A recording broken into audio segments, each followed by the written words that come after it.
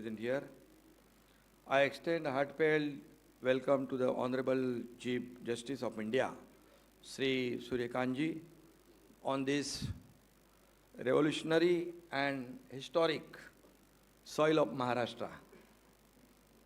आदरणीय सूर्यकांत जी, आप नाम की तरह स्वयं प्रकाशित और ऊर्जावान हैं।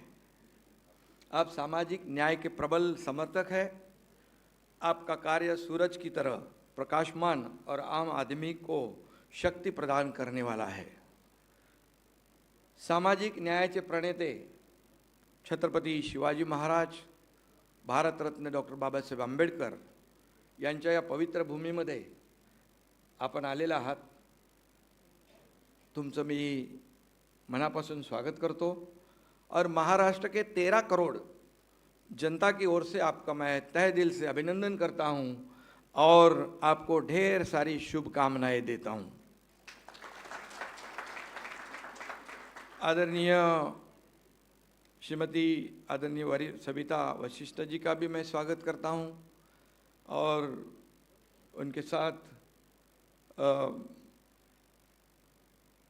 मिसेस वराले जी है, मिसेस हमारी चांदुरकर जी है और हमारे सुप्रीम कोर्ट के माननीय न्यायमूर्ति दीपांकर दत्ता जी, न्यायमूर्ति उज्जवल भुयान जी, न्यायमूर्ति प्रसन्न वराले जी और न्यायमूर्ति अतुल चांदुरकर जी का भी हृदय से मैं आभार व्यक्त करता हूँ। आणि मुंबई आणि महाराष्ट्रातल्या सर्व न्यायमूर्तींचं देखील मनापासून मी आजच्या दिवशी स्वागत करतो। सगळ्यांना खूप खूप शुभेच्छा देतो। आणि आज का दिवस, आज का दिन हमारे महाराष्ट्र के लिए, मुंबई के लिए बहुत ही ऐतिहासिक है। आप सभी के उपस्थिति से इस समारोह को एक गरिमा बढ़ गई है। मुंबई हाईकोर्ट के आदरणीय मुख्य न्यायमूर्ति चंद्रशेखर जी को इस ऐतिहासिक आयोजन के लिए मैं धन्यवाद देता हूं, उनका भी अभिनंदन करता हूं, उनके टीम का भी अभिनंदन करता हूं। हाल ही में आदरणीय सूर्यकांत जी ने भारत के 53वें चीफ जस्टिस के रूप में शपथ ली थी। राष्ट्रपति भवन में उनका शपथ समारोह पूरे देशवासियों ने देखा है। आदरणीय सूर्यकांत जी हरियाणा के सुपुत्र है। हरियाणा और महाराष्ट्र दोनों ही शूरवीरों की भूमि है, पराक्रम की भूमि है। अपनी मातृभूमि की रक्षा और परकीय आक्रमण को रोकने के लिए लाखों हमारे महाराष्ट्र के मराठों ने हरियाणा में पानीपत के रणांगण में अपना खून बहा है। ये इतिहास है और बचेंगे तो और भी लड़ेंगे, ऐसे सिंह गर्जना करने वाले दत्ताजी शिंदे जी ने पानीपत में अतुलनीय शौर्य भी दिखाया है। और इसलिए मैं कहता हूँ कि महाराष्ट्र और हरियाणा जो हमारी संस्कृति है, मेलजोल खाती है। इसी की वजह से आज महाराष्ट्र, हरियाणा और देश के कोने कोने से आए शूरवीर सैनिक सीमा पर डटकर खड़े हैं और दुश्मन का सामना कर रहे हैं। इसी कारण हम देश में सुरक्षित भी है और हमारा जीवन शांतिपूर्वक जी भी रहे, आराम से सो भी रहे हैं। और इसीलिए इसी कारण महाराष्ट्र और हरियाणा की मिट्टी में किसानों के पसीने और श्रम की सुगंध बसी है। जय जवान जय किसान का नारा देने वाली हमारी ये भूमि है। दोनों राज्यों ने देश को ग्रीन रेवोल्यूशन दी है, इस बात का भी हमें अभिमान भी है, गर्व भी है। हरियाणा के हिसार जिले के एक मिडिल क्लास फैमिली में आदरणीय सूर्यकांत जी का जन्म हुआ है। आज उन्होंने भारतीय न्याय व्यवस्था का सर्वोच्च शिखर प्राप्त किया है। आज कठोर परिश्रम, ईमानदारी और न्याय के प्रति अटूट निष्ठा के बल पर एक साधारण परिवार का व्यक्ति देश के सर्वोच्च न्यायपीठ तक पहुंच सकता है। ये आपकी उपलब्धियों से सिद्ध हो चुका है, आपने वो सिद्ध करके दिखाया है। आदरणीय सूर्यकांत जी की जीवनी हम सभी के लिए एक प्रेरणादायी है, ऊर्जादायी है। इसलिए आज का ये समारोह केवल एक प्रोटोकॉल नहीं है, बल्कि आदरणीय सूर्यकांत जी के जीवन संघर्ष और सफलता की इस मिसाल को सैल्यूट करने का यह सुनहरा अवसर हमारे महाराष्ट्र वासियों को मिला है। वंचितों और आम आदमी के अधिकारों की रक्षा करते हुए उन्हें सुरक्षा प्रदान करने वाले फैसले आदरणीय सूर्यकांत जी की विशेष पहचान बन चुकी है। अपने निर्णयों से हमेशा संविधान की आत्मा की रक्षा की है, आम आदमी के अधिकारों का संरक्षण भी हुआ है। न्याय केवल शब्द नहीं, वास्तव में अनुभव करने योग्य बन गया है आप जैसे आदरणीय व्यक्तिमत्वों की वजह से। आदरणीय सूर्यकांत जी ने कई सारे हिस्टोरिकल और लैंडमार्क जजमेंट दिए हैं। जम्मू कश्मीर से धारा 370 रद्द करने का केंद्र सरकार का निर्णय सही ठहराना, यह भी ऐतिहासिक फैसला आदरणीय सूर्यकांत जी ने किया है। वन रैंक वन पेंशन योजना को कायम रखने का फैसला भी आपने किया है। वोटिंग लिस्ट से हटाए गए बिहार के 65 लाख मतदाताओं के नाम सार्वजनिक करने का आदेश हो या राजद्रोह का कानून हो, पेगासिस का मामला हो या बार एसोसिएशन में 1/3 सीट्स महिलाओं को आरक्षित करने का निर्देश हो, आपके हर एक फैसले ने जुडिशियरी पे लोगों का विश्वास बढ़ाया है। इंडियाज़ गॉट टैलेंटेड पॉडकास्ट का मामला इसका ताज़ा उदाहरण है। इसमें की गई आपत्तिजनक टिप्पणियों से पूरा देश शर्मसार हुआ था। जब यह मामला आपके समक्ष आया तो आपने अभिव्यक्ति की स्वतंत्रता के नाम पर मनमर्जी चलाने वालों के कान भी खींच दिए थे। आपने उस मामले में कहा था, मूलभूत अधिकार थाली में परोसकर नहीं मिलते, सबसे पहले नागरिक को अपने कर्तव्यों का पालन करना होता है, ये आपने कहा था। जब अधिकार मांगने वाली जनता कर्तव्य की जिम्मेदारी स्वीकार करती है तभी सच्चे लोकतंत्र और न्याय की उन्नति होती है। सोशल मीडिया के इस दौर में आदरणीय सूर्यकांत जी की वो टिप्पणी बहुत ही मायने रखती है।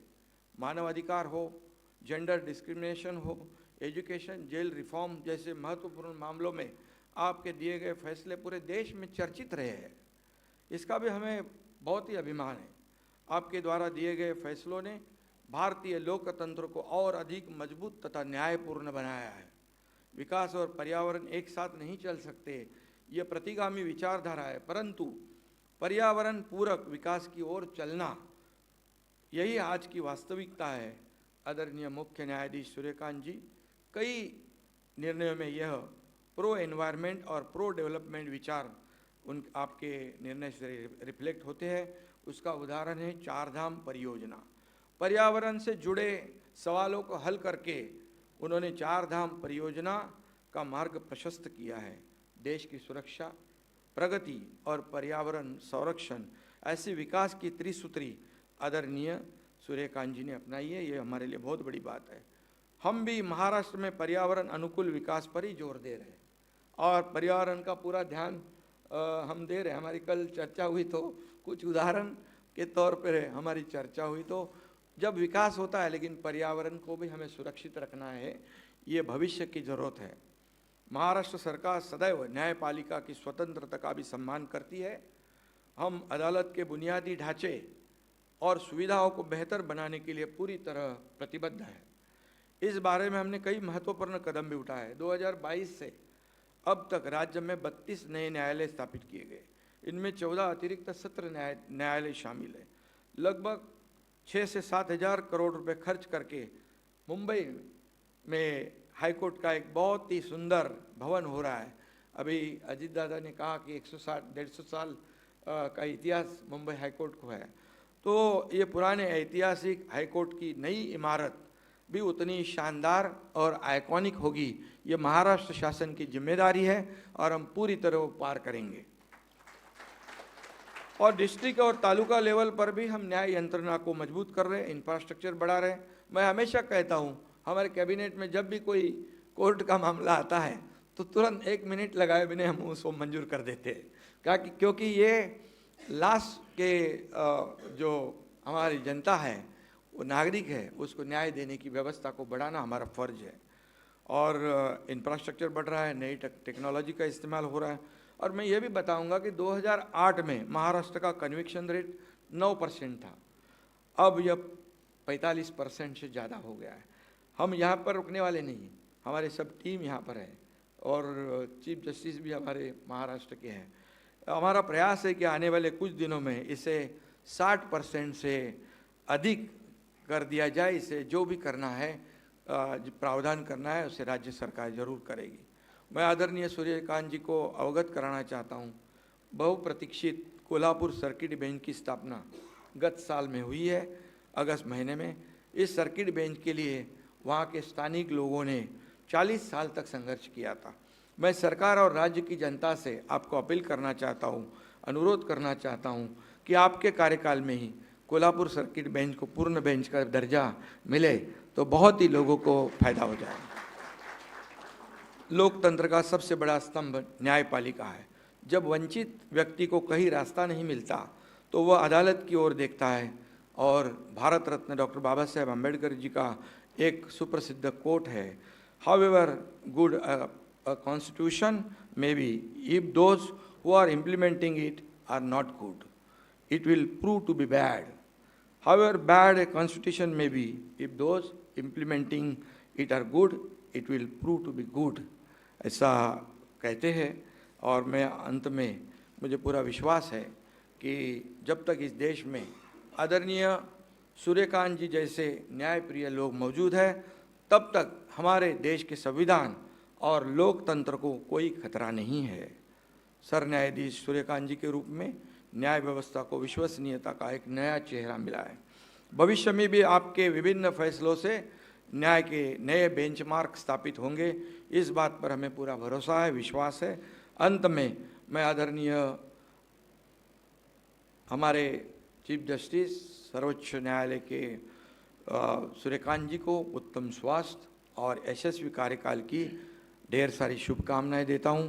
धन्यवाद। जय हिंद, जय Maharashtra.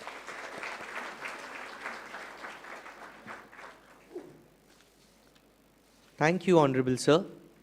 May I now humbly invite and request Honorable Shri Justice Dipankar Datta, Judge, Supreme Court of India, to share his thoughts.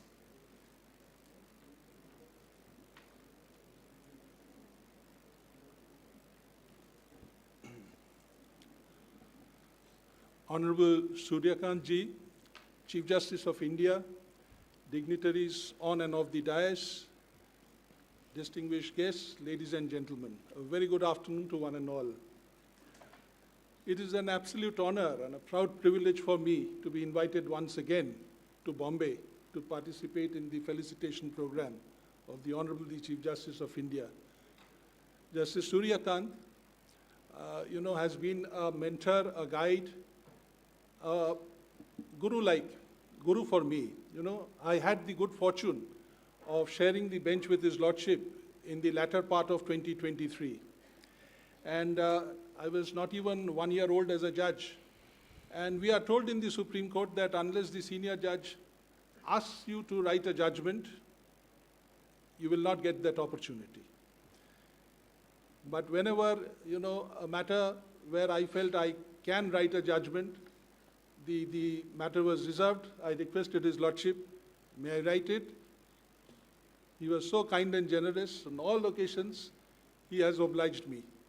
And I have been successful in authoring judgments on behalf of full benches, means 3 judges' benches, presided over by His Lordship.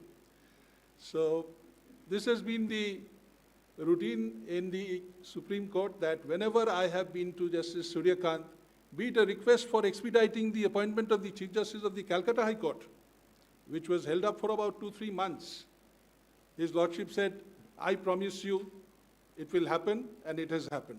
Thank you very much, sir.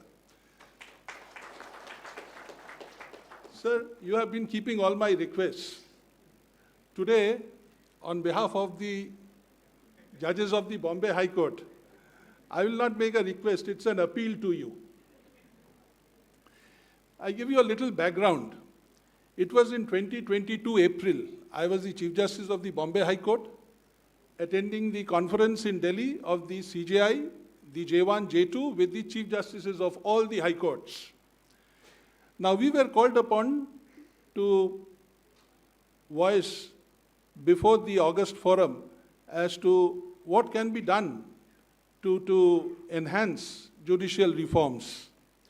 So we were all talking about infrastructure, this, that, support staff. Now, my sisters and brothers from Aurangabad had conveyed to me a concern. And I thought it was a very reasonable concern, which I had put it across to the then Chief Justice of India, J1 and J2. And no positive decision was taken on that point. What is that point, sir? Sir, we also as Supreme Court judges, like the High Court judges, we are entitled to a fuel allowance. So there is a cap. We get 200 liters of petrol or diesel for 1 month. Our appeal was that instead of 200 liters per month, please make it 2,400 liters per year. The figures don't change. It only gives us a little bit of a leeway, that when during vacations, a 1 month vacation, a judge does not stay in the country or goes outside for 15 days, 21 days, the fuel is unused. And at the end of the month, we are not allowed to carry it forward. So here, Maharashtra is so vast. People have to travel from one place to another. I can tell you, sir, from Bombay to Nagpur, it's about 800 kilometers. So therefore, if some judge has to travel from Bombay to Nagpur by taking the Samruddhi Expressway, which is one of the best in the country now, the fuel gets exhausted. But during the vacation period when we are abroad or when we have been traveling around the country, this fuel gets wasted. So this has been a long-standing demand of the Bombay High Court before the Supreme Court of India. Now that the Chief Justice of the Supreme Court of India is before this gathering, I now feel that I am part of the Bombay High Court and make this request to you, appeal to you that this may be considered. Sir, Deputy Chief Minister Saab said about the new High Court building. Sir, he would remember he had taken over as Chief Minister. He was not even 2 months old as a Chief Minister. And I had to literally fight with him and his Deputy Chief Minister, now the Chief Minister, Mr. Fadnavis. Now, Maharashtra, sir, so far as Maharashtra is concerned, it has the best of facilities given to the judicial officers.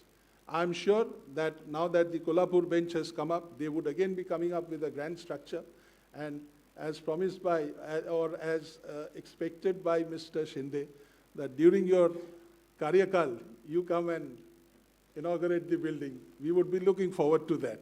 Anyway, I'll not take any more further time. I'm standing in between lunch and you. Thank you very much.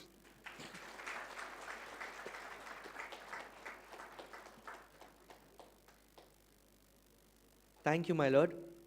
May I now invite and request Honorable Chief Justice Ravindra V. Ghuge to kindly read the citation, that is the Sanman Patra, in the honor of Honorable Chief Justice Suryakant, the Chief Justice of India.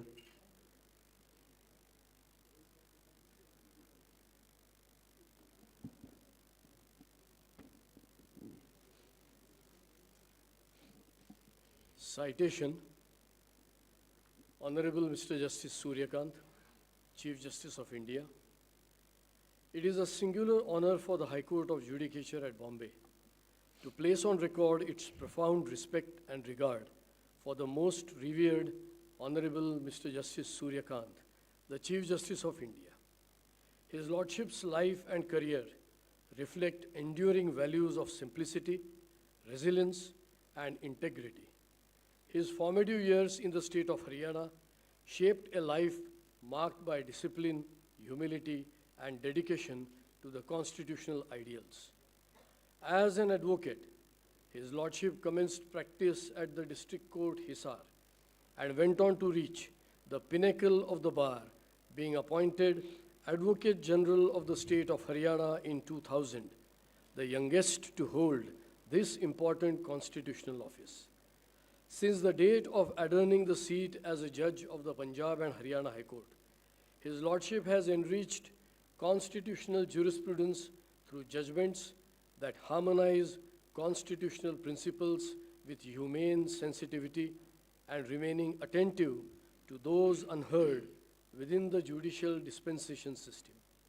As Executive Chairperson of the National Legal Services Authority, His Lordship revitalized the constitutional mandate of access to justice, ensuring that legal aid reaches marginalized sections of the society with dignity, compassion, and effectiveness.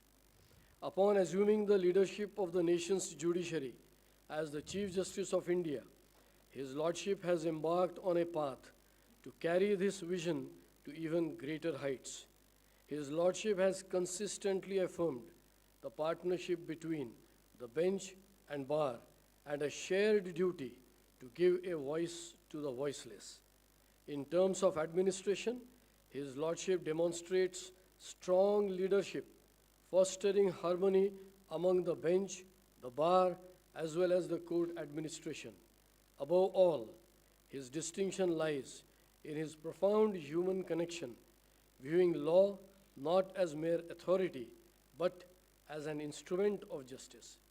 The High Court of Judicature at Bombay records its deep gratitude for His Lordship's exemplary service to the nation and wishes him continued strength and success in the discharge of his exalted constitutional duty.